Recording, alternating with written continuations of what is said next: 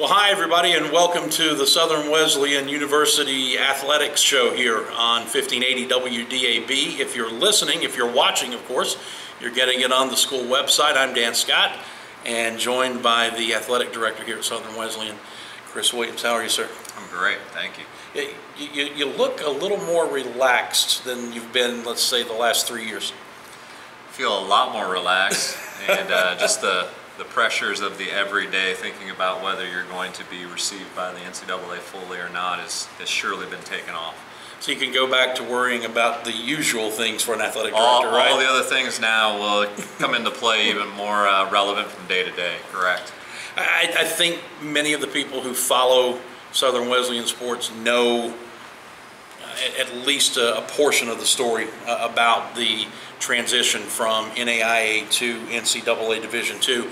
But here on this first program, kind of beat you over the head with it. We're going to go back into it and spend the half hour kind of talking about the process, where you were, where you're at now, and then where you're going. Right. It's kind of where we're going here on the show today. So let's talk first of all about where you've been and the journey. I know it was a 3-year process with the NCAA itself, but it actually started a couple of years earlier with sort of a fact-finding mission for you and the school. Right, so it really started 5 years ago, and we started with the process of research. And we started asking questions across campus about our affiliation. We started asking questions about what conference. Should we stay in the conference we were in? Should we look at other conferences to join? And even within that, there were subtopics like missed class time, quality of life for our student athletes, reconnection with alums, with the Wesleyan Church. And so for 2 years we did a great amount of research, had it broken out into subcommittees, and I was really proud of what we did as a university to start to ask the questions: why, where, when. All that came to a head after 2 years. I'm actually on my way down to the Masters for the first time ever. And I get a call from our former president, Dr. Spittle, saying, "Hey, I need you at the board meeting tomorrow to talk about our NCAA move."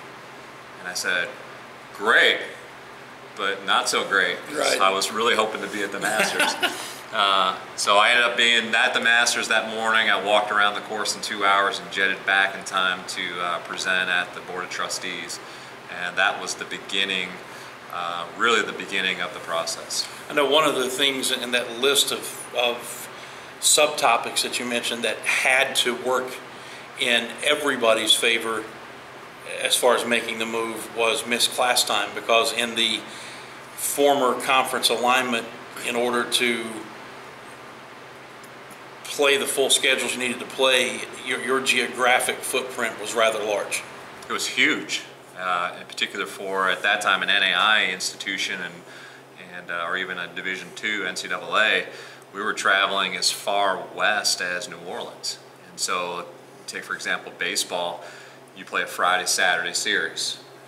You either play one on Friday night and two on Saturday, or vice versa. And so, to play down in New Orleans, we were leaving sometimes on Wednesday afternoon to travel all Wednesday afternoon, Wednesday evening, rest of the day on Thursday to be prepared to play Friday and Saturday.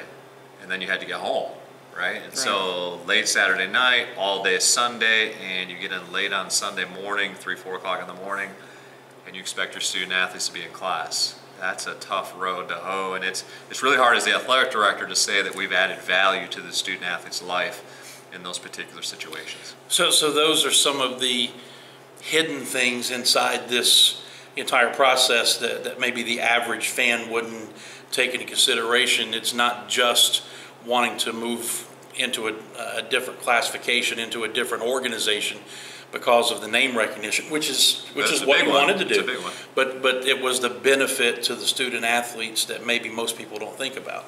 Correct. Just time on a bus or in a van traveling from place to place, the time that they would be missing from being here on campus. We were trying to distinguish ourselves between a Division I and a Division II institution, and so we want to get away from the business aspect of it as much as possible. And so one way is to have your student athletes on campus engaging with the student body. The only way you can do that is to maintain a conference schedule that keeps you within a 5 to 6 hour length of trip one direction. So you come back and present to the board. Was it a unanimous decision then to proceed forward? It actually was delayed. At that moment, we then realized that our former, then current president was retiring, and then we were in a search for a new president. That would have been some good information to have had a little earlier, I would imagine. Yeah, I could have stayed and watched Tiger Woods that day at the Masters. So then it was delayed. Kind of the backstory of that is we were all praying for a certain individual to be here on campus to be our president. Lo and behold, it ends up being the guy that we were praying for. And Dr. Todd Voss, who had done his own research at a former institution, at least a year of preparation about the NCAA. And so when he got here, that was part of the reason why he wanted to be here, was the fact that he believed that that was the right move for an institution like us. So you've got Dr. Voss on board now.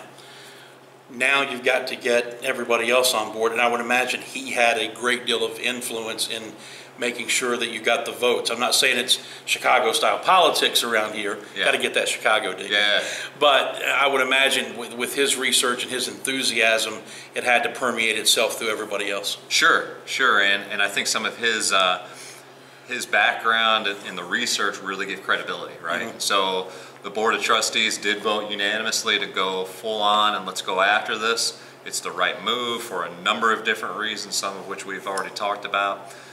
One of the big ones that the board was really interested in was reconnecting with the alums, reconnecting with the Wesleyan Church. And the move from the NAIA to the NCAA, in particular into Conference Carolinas, would have, and now does, would have connected us with a number of our Wesleyan churches, because they're predominant in North and South Carolina, as well as our alums are in North and South Carolina predominantly. Right. So that move for our board, that was huge. Let's back up a bit before we go forward. From your perspective, from the school's perspective, you were very successful in NAIA. You had, I don't know if a niche is the right word, but you had won championships in your also your Christian College Association. So you had some things moving in your favor. Was there any, even as you're charging forward, is there any doubt creeping into your mind? Is there any trepidation at all?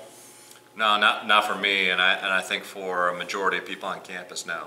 I think the greater good, success can be measured in a lot of different ways, but to be honest, the success was also being deteriorated away by some of the other things, like the travel. Some of the schools that were in our former conference maybe not mission compatible. And I think even in the NAIA at the time, it was not, there were so many gray areas that we wanted more things to be clearly defined, and the NCAA clearly defines, i.e. in a book about that. Yeah, the I don't know how clear some of it is. A lot more clear. Okay. We'll put it that way. So, no, I think we were full force go ahead, and some of the success we'd seen in the last year or two only helped us do that. We clearly hadn't arrived, and we still haven't arrived, and so the NCAA allows us the opportunity to continue to move forward and to grow. We are, for those of you listening on the radio, visiting with Chris Williams, the athletic director here at Southern Wesleyan, of course also here on the school website. This is going to be a weekly program that we're going to be doing at this time every week, and we're really looking forward to not only connecting with Chris, but also connecting with the coaches and some of the student athletes who are here. Even Mike Gillespie. I'm looking forward to it. Even looking forward to talking to Mike, who was very instrumental in helping put all this stuff together. We are almost at a point where we're going to take a break for our radio listeners, but before we get there, you come out of a board meeting where they voted unanimously. You've got the initial feeling of euphoria. Yeah. after that passes, now the realization sets in. We got to go to work. Yeah, a lot of work. What's that? A lot of work. What's that feeling? Don't talk about the work yet. We'll get that in the next segment. But talk about the feeling after that initial wave of exuberance passes. Well, even sitting here, I can remember, I can feel it now, is just the energy that it brings into you, right? And the excitement, and also the trepidation of, oh my word, what did we just get ourselves into? And at that point it was, well, maybe the NAIA isn't so bad, right? I mean, you can be completely transparent, but at the same time, all that other stuff just outweighed it. And I really think it was the excitement of, we're going to go after this. Right. And even this little school in Central South Carolina, we're going to go after this. And to be honest, Dan, when we made the announcement that we were going to do this, even if it was just locally, we had people from the old NAIA District 6 saying, we've been waiting for you to do this. And so that was exciting and encouraging, but yet still at the same time, it was very daunting. For our radio listeners, we're going to step aside and take a quick break. When we come back, we'll continue looking back now at the process with the NCAA itself. And still to come, we're going to look at where Southern Wesleyan is now and where they're going as our Southern Wesleyan program continues in just a moment. We have so much to celebrate in Division II, but we're especially proud of our commitment to Make-A-Wish. Division II student athletes have led a 10-year initiative to raise funds and help grant wishes of children with life-threatening medical conditions. Nearly $3 million have been raised, and hundreds of children's wishes have been granted. We play hard, we work hard, and we support others in need. Why? It's simple. Because we care. I welcome back to our visit with Chris Williams, the athletic director here at Southern Wesleyan. I'm Dan Scott. You're listening on 1580 WDAB, and you're also watching here on the school website. We have just made some editorial decisions. Next week, we'll have a brand new set for you. We've made some idea changes even during the little break we just took. A lot of things going on around here, a lot of things to be excited about. And as we move on next week, we'll be visiting again with Chris for the first half of the show. Going to spend the second half of the show talking men's and women's soccer as those seasons are right upon us. And ready to kick off, Dan. Ready to kick off. They do football. Yeah, I say soccer, but yeah. So do I, actually.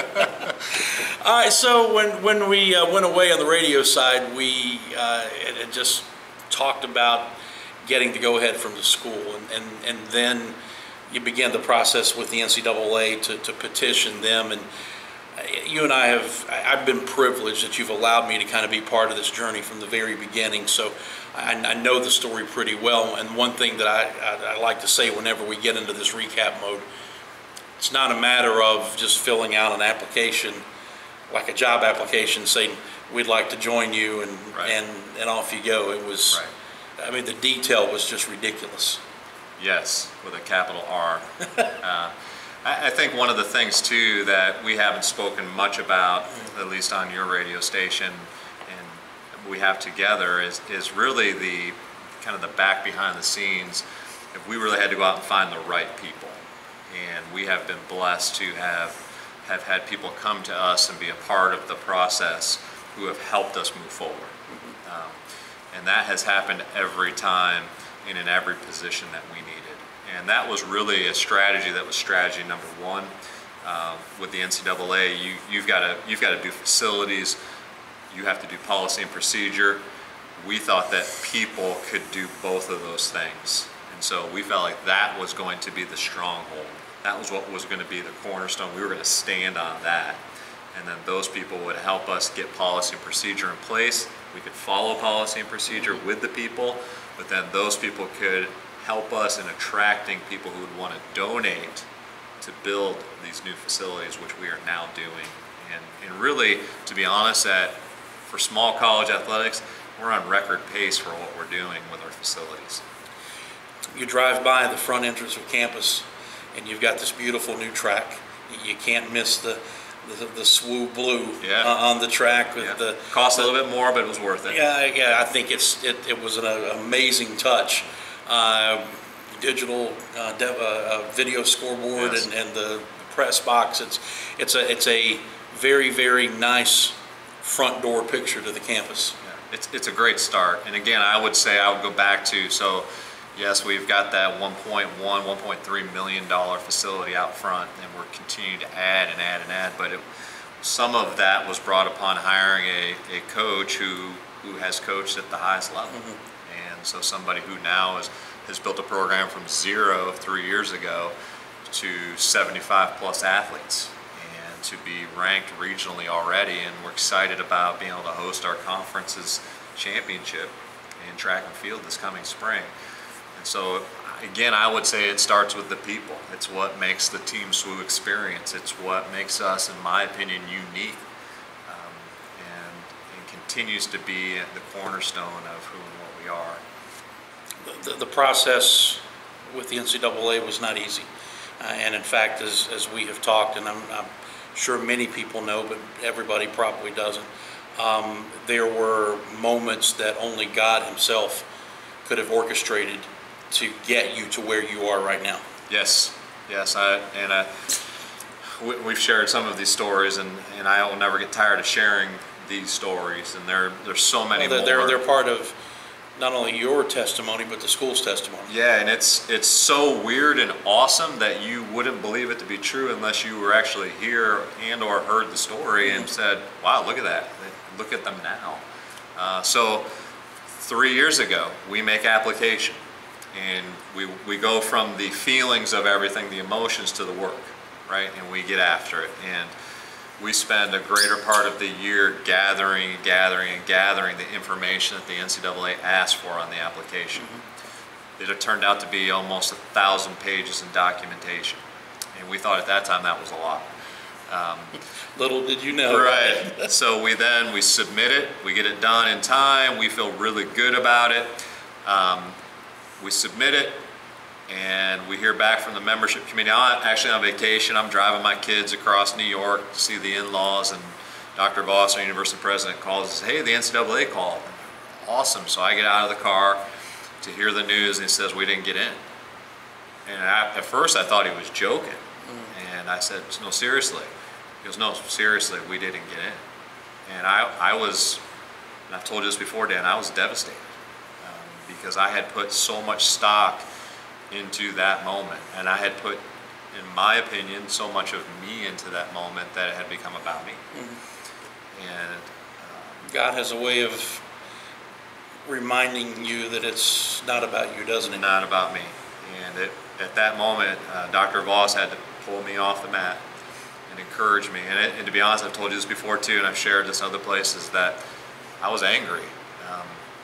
I didn't understand why. But then, through encouragement of people in Conference Carolinas, from people at church, from you, from others, from my president, some of my staff, just say, you know what, no, we got this. And we decided to appeal. And nobody wins an appeal against the NCAA. Certainly not Southern Wesleyan from Central South Carolina, right? Mm-hmm. We decided to appeal. We felt like we would not have angst, but that we would just strongly show why we felt like their decision was erroneous. And we felt like we clearly articulated it, did everything we had to do. We're on a conference call with the membership committee and went through our piece. They went through their piece, and then there was supposed to be a question and answer time, and it was crickets, like nothing. And we thought, oh great, that was a complete waste of time. Got off the call, and then heard that they were going to tell us in a few days. Got the call. Dr. Voss and I were riding together we were actually out raising money. Mm-hmm. Got the call. He pulls over, and all we hear is, "You guys are in. You won your appeal." And Dr. Voss pulled the car over, and really right there we just, frankly, cried probably to say, "Wow, wow." It's not about us. It's clearly about God and His timing, His path, His journey for Southern Wesleyan. And that's just one small story. time after time after time has he shown himself through this. It's incredible. You're fighting not to get emotional right now, aren't you? Yeah. And you've lived through this so many times already. Yeah, I mean, it's been 3 years of the ups and downs, which is really everyday life. And sometimes we try to separate, especially, and I say this a lot, I promised my staff I would say this to them, even in athletics, God shows up if we allow him. I think he shows up even if we don't, but he becomes really apparent when you allow him. And I would say that even in athletics, God is leading the way. And that's what we're trying to strive, that's what we're trying to go after every day, is that we're uniquely different because we're striving to be in his light every day. So God wins the appeal with the NCAA. Yeah. And the process continues. So it's not like now you just jump in and you're a full-fledged member of Conference Carolinas. There's hoop jumping. There's jumping, but not jumping in with both feet first. Right. So each year you have to basically redo that application year. And so after the application year, we win the appeal. We go through what's called candidacy year 1. Candidacy year 1, we put 2,000 pages of documentation. We submit it. We get denied again, mainly because we think we won the appeal, so now they're mad at us. We go through all of that. We win a second appeal. Unbelievable, right? That's where it gets so weird that it's unbelievable. Like, there's no reason but because of God, right? So then you're into year 3, which is our past year, and this is where it gets really weird. They come to campus, and all of a sudden there's this flip of a switch, and it goes from we're having to jump through all these hoops to we're here to help you guys be successful. And you're like, who are you and what have you done with the NCAA? Right. and even to the point where one of the people who was with the NCAA site visit shared a moment of what they were dealing with, and one of my staff members said, hey, can we pray for you about that? And it was a moment of, yeah, and she did, and that was the moment that flipped the switch. All of a sudden, for whatever reason, we were partners in this thing, and since that moment, it has been smooth sailing. So that's where you've been. Where you're at now is as a full-fledged member of Conference Carolinas. You're a real boy, Pinocchio. That's right. You can compete for championships now, starting with the year that is about to kick off, correct? Correct. So the 16-17 seasons really gives all that value to the student athletes and to my coaches and to moms and dads and all of our fans to be able to go and compete and to be honored and to win championships, or to at least compete for championships. We hope that we could win a few championships, but even just to have the opportunity now to compete in Conference Carolinas and hopefully at some kind of national event. Do you walk, before we go to break, do you walk down the hallway and stick your head in Gillespie's office and say, you know what, we've given you all this stuff, now you better win? Yes and no. I mean, it's still at the same time, we are Division II, and we want to be uniquely different that way. But too much is given, much is required. I just like picking on Mike. And I think he'd be disappointed if we didn't. This is the Southern Wesleyan Sports Show. We are actually going to come up with a better name for that. And I think Chris is determined, or someone's determined maybe, that we're going to have a student contest. Yeah, I think Sean and the SID group is really going to work on getting us a flashy name, and if we can incorporate our students and student athletes into that process, then all the better. That'd be fantastic. We will, for the radio listeners, take a quick break. We'll come back and wrap up this week's program, the initial program. I'm Dan Scott with Chris Williams. We'll be back in just a moment. We have so much to celebrate in Division II, but we're especially proud of our commitment to Make-A-Wish. Division II student athletes have led a 10-year initiative to raise funds and help grant wishes of children with life-threatening medical conditions. Nearly $3 million have been raised, and hundreds of children's wishes have been granted. We play hard, we work hard, and we support others in need. Why? It's simple. Because we care. For those of you listening on 1580 WDAB, welcome back. Those watching, you probably didn't go anywhere, but it's the Southern Wesleyan Show. That's name number 4 for this first edition. We'll vote on it after. We will. Yeah. And whatever I've come up with, we'll lose, I'm sure. But I'm Dan Scott with Chris Williams, the athletic director. We have used this first show just to kind of, again, recap and maybe record for posterity's sake the journey that you've been on to get to Division II. You're also going to maintain your affiliation with the National Christian College Association, correct? Yes. Yeah, so we've been a part of that for years, and for those who don't know, the NCCA, or the National Christian College Athletic Association's national headquarters is actually in Greenville. And actually the executive director is an alum of Southern Wesleyan. And so there's a lot of connections. The biggest connection would be that it's mission oriented. It fits who we are. And it gives your student athletes really a double chance for postseason. Sure. It gives you postseason as well as national recognition with awards too. That's fantastic.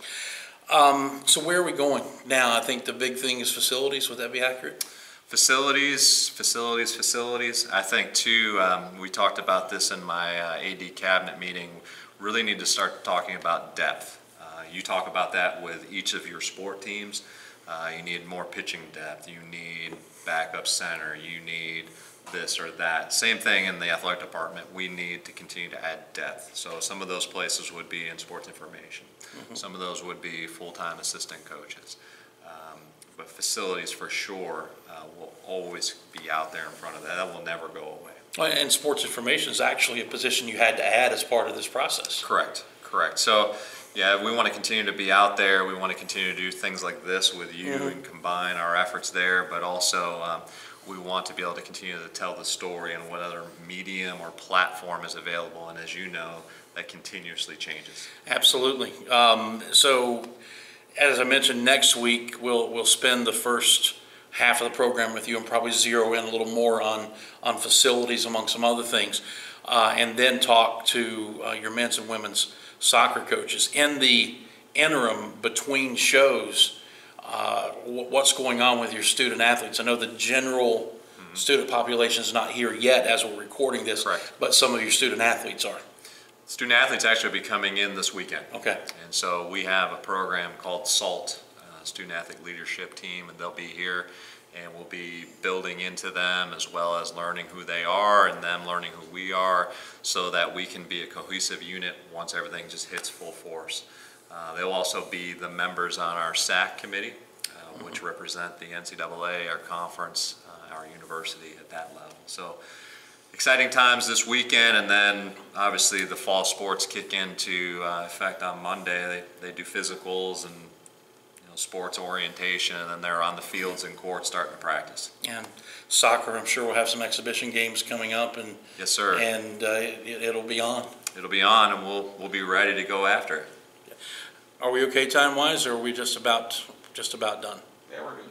We're good. All right. Let's just wrap it up by looking forward to next week, and looking forward to doing this on a weekly basis for this entire athletic year in 2016-2017, putting Southern Wesleyan's athletic program out there so we can get more people interested in coming to this campus, spending their money, and making your life a whole lot easier. That's right, and we appreciate Dan and WDAB and the partnership that we formed with him and with the radio station, and we just look for continued success as we move forward together. All right, that'll do it for this week. For Chris Williams, I'm Dan Scott. God bless you, and so long, everybody.